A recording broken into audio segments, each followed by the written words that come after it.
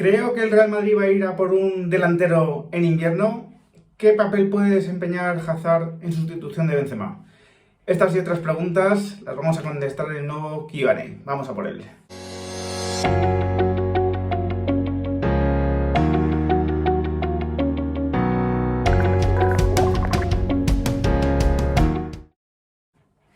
Muy buenas a todos, ¿qué tal? Bueno, pues nueva semana, nuevo Q&A. Antes quiero hacer un anuncio importante, lo explicaré con más detalle en el próximo y último Q&A para miembros, pero creo que voy a cancelar la membresía porque, bueno, resumiéndolo mucho, nos está costando mucho sacar el contenido adelante en las charlas con Collins. Ya sabéis que ahora él está dedicándose también al tema YouTube. Y bueno, va a ser muy difícil mantener la periodicidad, ¿no? Más allá de que en el verano ha sido muy complicado, iba a ser especialmente difícil a partir de ahora. Y lo cierto es que, bueno, creemos que lo más conveniente es mantener esas charlas, pero que como no van a ser tan periódicas, bueno, pues sean para todos los suscriptores del canal, ¿no? Y bueno, pues creo que solo el Q&A para miembros no justificaría de alguna manera la membresía y por lo tanto, bueno, pues lamentándolo mucho, creo que vamos a cancelar esta iniciativa y bueno, ya os dedicaré unas palabras a los miembros, pero bueno, de alguna manera también me he dado cuenta que no quería privar de contenido a los que son suscriptores del canal y poco a poco la membresía se iba quedando sin el contenido que yo creo que merecería, dado que, bueno, pues son personas que han contribuido, ¿no?, económicamente a sostener al canal. Así que, bueno, después de este aviso y de daros las gracias como siempre a todos, voy a ponerme con las preguntas, ¿no?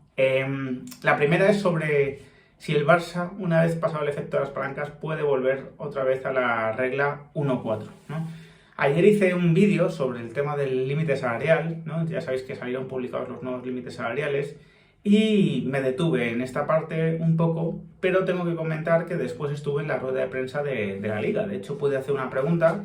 Yo pregunté sobre el Real Madrid, pero bueno, Tebas, ¿no?, habló bastante claramente sobre la situación del Barça. Y lo que comentó es que el Barça tiene una masa salarial, pues lo que ya habíamos comentado, aproximadamente 630, 640 millones de euros, y que o la rebaja 200 millones de euros aproximadamente, o volverá a caer en una situación de exceso sobre el límite salarial. Es decir, el Barça, lógicamente, con la venta de activos, con el efecto de las palancas, ha visto como su límite salarial subía mucho más de lo que su actividad ordinaria, es decir, sus ingresos y gastos ordinarios, normalmente le habrían permitido. Como estos ingresos y gastos ordinarios deberían mantenerse más o menos igual o incluso caer un poco porque el Barça ha cedido activos y por lo tanto va a tener menos ingresos de esos activos, solo una rebaja importante de la masa salarial va a permitirle al Barcelona seguir dentro de su límite salarial. El Barça creo que ha presupuestado para el año que viene, para esta temporada, perder 100 millones de euros en la actividad ordinaria, ¿no? Todo esto, lógicamente, redunda todavía más en la idea de que o hay una importante rebaja en la masa salarial o el Barcelona volverá a estar en una situación donde para inscribir un jugador tendrá que generar ahorros 4 veces superiores. Así que, bueno, habrá que estar atento, ¿no? Van a tener posibilidades de ahorro, yo creo que con Busquets, con Memphis Depay, con jugadores que terminan contrato como Bellerín, Sergi Roberto, Marcos Alonso, pero si no salen Jordi Alba y Piqué, pues lógicamente todavía van a tener algunas fichas muy por encima de lo que ellos quieren. Así que le echaremos un buen vistazo, como siempre. La segunda pregunta es sobre si puedo explicar cuál es la situación jurídica ahora mismo de la Superliga y por qué creo que equipos como el Liverpool, el Atlético de Madrid, el Inter, el Milán, que no son clubes de Estado, no están apoyando a la Superliga y yendo a favor de obra cuando serían los principales beneficiados de que hubiese una serie de normas que limitasen, ¿no?, a los clubes de Estado. Son dos buenas preguntas. La primera, situación jurídica de la Superliga.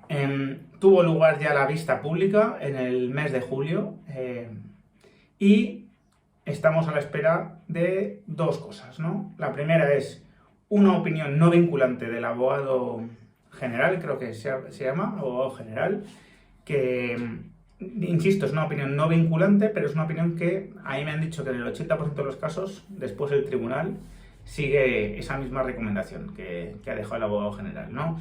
Esta opinión creo que va a ser emitida en diciembre, así que ahí vamos a tener ya bastantes pistas de cómo se va a resolver. Y después, en las semanas posteriores, meses posteriores, tendrá lugar la sentencia, ¿no? Por parte del Tribunal Europeo. El Tribunal Europeo básicamente tiene que decidir si la UEFA está ejerciendo una posición de monopolio y si caben o no caben otras iniciativas que compitan con la UEFA, ¿no? Esto básicamente es el resumen. Si la resolución es favorable, como se espera, digamos que los clubes de la Superliga se van a sentir más amparados para iniciar esa competición, ¿no? Porque ya no va a haber temor a represalias. Así que, bueno, cuando llegue el momento lo veremos. ¿Por qué clubes como el Atlético de Madrid, el Inter, el Milan, el Liverpool no están a favor? A ver, hay que decir que han estado a favor, han firmado ese contrato vinculante y por lo tanto sí que lo vieron. Seguramente cada equipo o cada club tenga una explicación propia de por qué, digamos que públicamente se bajaron del proyecto, aunque sigan vinculados por ese contrato. El Liverpool probablemente está muy condicionado por la presión política que hubo por parte de Boris Johnson en su momento, ¿no? La Premier es una competición que, digamos que se protege mucho a sí misma, y la Superliga, el anuncio de la Superliga, digamos que se malinterpretó en muchos sentidos como que iba a acabar con las ligas, como que precisamente iba a derribar las ligas nacionales. Os digo que en el contrato está previsto que la Superliga solo se puede jugar entre semana, para que os imaginéis lo protegidas que sí que están las ligas nacionales, ¿no? Que mantendrían el horario de prime time en fin de semana. Pero seguramente el Liverpool sucumbió ante esas presiones políticas, ante la presión popular que pudo haber en Inglaterra, también porque la Superliga no se anunció de la mejor manera. Creo que todo eso pudo ser sus motivos. Los italianos, cada uno tendrá sus motivos. El Inter se dejó una cláusula abierta por si los sponsors no estaban de acuerdo con este paso para poder salirse. El Milan, me imagino que habrá sido un tema de pura presión, ¿no? Y el Atlético de Madrid, desde luego, que, bueno, pues fue algo de ese estilo, ¿no? Su afición, o parte de su afición, se le echó encima, y ya sabemos que es un club que tiene una especial sensibilidad hacia lo que piensan los que más gritan dentro de su afición, y se desmarcó del proyecto públicamente. Ahora, privadamente siguen, y desde luego estoy totalmente de acuerdo en que todos estos clubes que hemos mencionado se beneficiarían mucho más de que hubiese una serie de límites, ¿no? De que hubiese un fair play financiero que realmente se cumple, que hubiese topes salariales, ¿no? Medidas de este tipo que protejan al fútbol también, ¿no? De sí mismo. Así que esa es cómo veo la situación. La tercera pregunta es sobre esta fórmula que encontró el Madrid de vender el 50% de los derechos de un futbolista, si tiene que ver con la consideración que se tiene hacia ese jugador, porque curiosamente con los que se ha autorizado esa fórmula son jugadores con posibilidades de futuro en el Real Madrid. No siempre, ¿eh? Fíjate que Jovic, que no tiene un futuro en el Real Madrid, también se ha vendido ese 50%, aunque a coste cero, pero el Madrid se ha conservado el 50%, una futura plusvalía. O en el caso de Gila, que no sé si es un jugador con ese futuro, también se ha hecho así. Yo creo que es una fórmula que no tiene tanto en cuenta digamos que la opinión que tiene el Real Madrid sobre ese jugador, sino que es una fórmula que se adapta perfectamente a cumplir los objetivos de todas las partes, ¿no? Y me explico, ¿no? Esto ya lo expliqué en el canal, pero lo vuelvo a explicar. Cuando tú cedías a un jugador, ese jugador llegaba a un equipo que ya estaba muchas veces hecho, y que si las cosas no iban especialmente bien, era muy difícil jugársela con un jugador que iba a estar solo un año, que no era de su propiedad y que no le iba a dejar ningún beneficio económico al club. Por lo tanto, muchas veces se daba la situación de, pues no te ponemos, ¿no? Preferimos poner uno de la casa. Ahora, si ya es de tu propiedad el jugador y vas a tener derecho a un 50% de la venta en un momento determinado, entonces ya sí que tienes muchos más motivos para ponerle, ¿no? El jugador se beneficia de que está en un club que ha adquirido sus derechos y que por lo tanto tiene más posibilidades de ponerle. Y el Real Madrid puede observar cómo ese jugador se puede llegar a revalorizar, ¿no? Porque juega más que si estuviese cedido, y además cobra ya una cantidad de inicio, ¿no? En la mayoría de casos el Madrid cobra una cantidad de inicio que en una cesión no cobraría, ¿no? En el traspaso de Cubo, en el traspaso de Miguel Gutiérrez, el Madrid está cobrando una cantidad de inicio que le viene muy bien. Pero, por ejemplo, con Reinier la fórmula escogida ha sido la cesión, porque encajaba mejor. Así que no siempre se va a hacer esta fórmula, pero sí es una fórmula que se adapta muy bien a que el jugador pueda desarrollar su potencial, a que el Real Madrid cobre un dinero y el Real Madrid tenga la posibilidad de recuperar a un jugador que se ha revalorizado o de vender a un jugador o obtener el 50% de la venta de un jugador que se ha revalorizado. Además, esto te permite adaptarte a la nueva normativa relacionada con las cesiones que van limitándose cada vez más. Este año creo que solo se puede hacer 6 sesiones, solo se puede mantener 6 sesiones y el año que viene 4. Por lo tanto, también es una fórmula válida para eso y también para hacer tratos a más de un año. Recordad que están prohibidas las cesiones de 2 años. Bueno, pues con esta fórmula se puede garantizar un periodo más largo, ¿no? La cuarta pregunta es si creo que el Real Madrid va a ir a por un delantero extracomunitario en el mercado de invierno y qué nombres se me ocurren, ¿no? Es verdad que se ha liberado una ficha de extracomunitario y que el Madrid va a tener la posibilidad de acudir al mercado de invierno, como os he dicho en muchas ocasiones, si le hace falta. Pero ese si le hace falta es especialmente importante remarcarlo, ¿no? No hay una decisión tomada sobre ir al mercado de invierno. Sí que hay una decisión tomada sobre estar abierto, ¿no?, a la posibilidad de que venga alguien en el mercado de invierno si el Madrid lo necesita, si detecta que la plantilla es mejorable o si sale o emerge un jugador en el Mundial o fuera del Mundial que de repente encaje, ¿no?, perfectamente. El Madrid ya tiene esa posibilidad porque ya tiene esa plaza de extracomunitario libre, ¿no? Los nombres son muy difíciles decirlos, ¿no? Son muy difíciles porque seguramente me falta mucho conocimiento para peinar el mercado, ¿no?, y poder dar los nombres que pudiesen revalorizarse o pudiesen, digamos, que emerger en el mercado de enero. Yo tengo uno en la cabeza que ahora sé que encajaría, pero que en verano no encajaba, que es el de Mateus Nascimento, ¿no? Mateus Nascimento me consta que es un jugador que está siguiendo el Madrid, como estará siguiendo a otros, ¿no?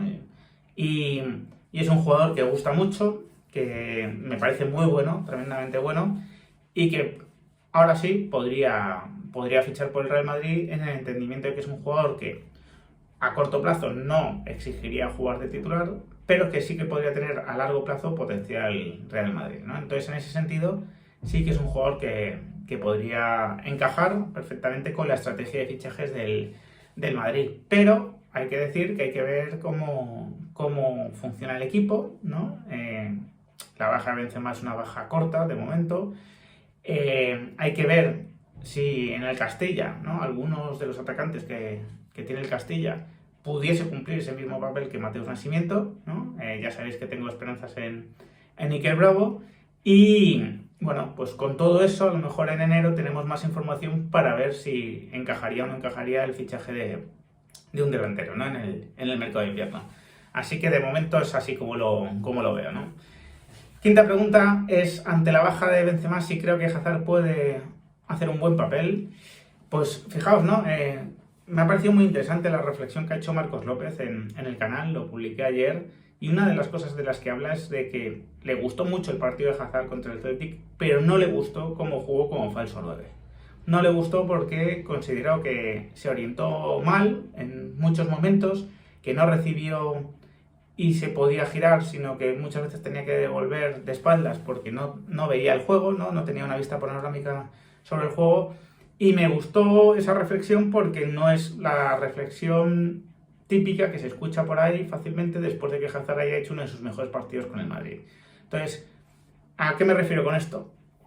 Que debemos ser prudentes. Debemos ser prudentes porque, para empezar, de momento ha sido una actuación buena de Hazard, pero ¿no? Todavía nos quedan ver, yo creo, muchas de estas para que podamos conseguir que Hazard vuelva a ser un factor importante dentro de la plantilla. Es verdad que con que llegase a poder asumir un rol de suplente revulsivo, ya creo que el Madrid mejoraría con respecto al año pasado, porque Hazard no ha sido un factor tampoco como eso el año pasado, y que, bueno, pues demostró su calidad, indudablemente demostró su calidad, jugó bien en cuanto a impacto en el marcador, no tan bien en otros aspectos, pero vamos, que firmamos esa actuación de Hazard para los próximos partidos sin ninguna duda. Creo que sí que va a tener ahora la oportunidad de jugar 3 partidos bastantes minutos, creo que sí. No sé si los 3 los va a iniciar, pero seguro que alguno lo va a iniciar. Y bueno, pues a ver cómo resulta, ¿no? Ojalá que resulte bien y que pueda ser un jugador útil, ¿no? Dentro de la plantilla. Y la última pregunta es, ¿qué opino sobre ese 6% que nos dan los software de posibilidades de ganar la Champions? ¿Y por qué creo que puede ser así, ¿no? Que nos den ese 6%. Bueno, hay que diferenciar, ¿no?